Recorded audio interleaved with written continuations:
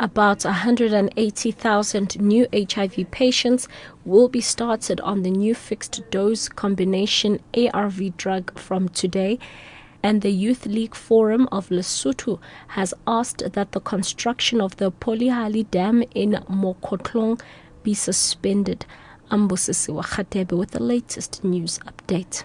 About 180,000 new HIV patients will be started on the new fixed-dose combination antiretroviral drug from today.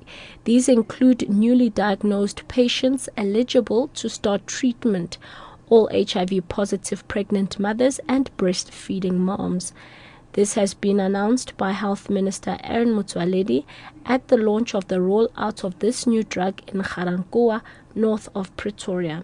Health journalist Tabile Mapanga reports. Health Minister Aaron Motsoaledi says in the past 4 months, they've trained 7,000 health professionals to assist patients with this new pill at the 3,000 facilities across the country.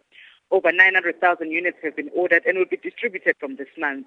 He says since South Africa has the biggest antiretroviral program in the world, there are bound to be challenges in the distribution of these life-saving drugs. From June, the rest of the people on treatment will be assessed and switched to the new drug.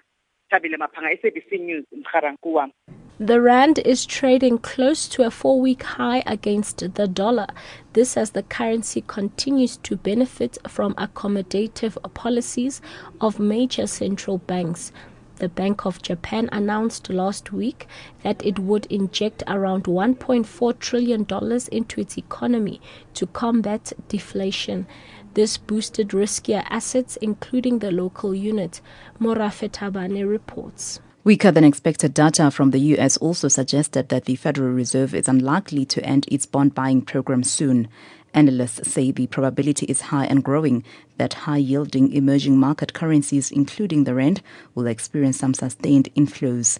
They maintain that the zero-interest rate policies being implemented abroad will possibly be forced onto emerging market economies. Morafi Tabane, SABC News, Johannesburg. The SA National Defence Force has allayed fears of more fatalities among its troops. The SANDF says it is ready for its peacekeeping mission in the east of the Democratic Republic of Congo, where the Kinshasa government has been fighting the M23 rebel group. The Defence Force has confirmed that it will send more troops to the DRC as part of a United Nations intervention force, which was agreed on last week. South Africa is recalling its troops from the Central African Republic after 13 soldiers were killed during a fight with the Seleka rebels. SANDF spokesperson Olani Mabanga says they will not be deterred by what happened in the CAR or by threats from M23. If we recall, what is in Central African Republic cannot be compared to what is in the Democratic Republic of Congo, more especially in the eastern part. We know what is involved, what is entailed, or what has been the conflict and the conflicting parties in that part. And lastly, the Youth League Forum of Lesotho has asked that the construction of the Polyhali Dam in Mokotlong be suspended. The dam forms part of the multi-billion rand Lesotho Highlands Water Project.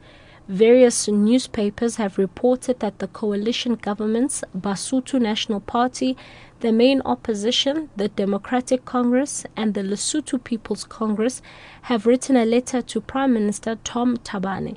They have vowed to mobilize the youth as part of ongoing protest action. The Polyhali Dam is the continuation of a treaty signed by Lesotho and South Africa to sell water to South Africa and generate electricity for Lesotho. Construction of Phase 2 of the Lesotho Highlands project is scheduled to begin in 2016 at a cost of 9 billion rand. Catch the latest news on the hour on SABC radio stations and on Newsbreak Option 1.